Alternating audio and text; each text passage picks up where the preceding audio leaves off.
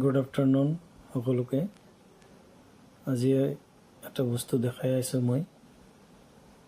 UPI transaction, PhonePe, Google Pay, ভীম এনেকুৱা বস্তুৰ পৰা কেতিয়াবা পাৰ্চন টু পাৰ্চন বা বেলেগলৈ কেতিয়াবা মানে পইচা যদি হঠাৎকৈ ট্ৰেনজেকশ্যন হৈ যায়, সেই টকাখিনি ঘূৰাই নাপালে আমি এক ঠাইত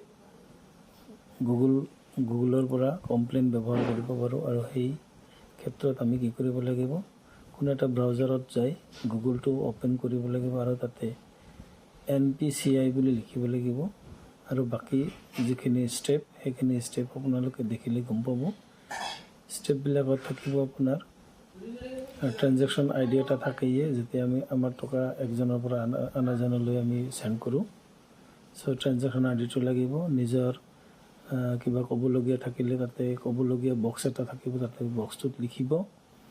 আৰু বাকী যিখিনি ডিটেইলছ আছে সেইখিনি ডিটেইলছ আপুনি ভৰাই কিনে ছাবমিট কৰিলেই এটা কমপ্লেইন আকাৰে NPCI লৈ ল'ব আৰু আপোনাৰ টকাখিনি ঘূৰাই লোৱাৰ কাৰণে যিখিনি ব্যৱস্থা ল'ব লাগে তেওঁলোকে ব্যৱস্থাটো ল'ব।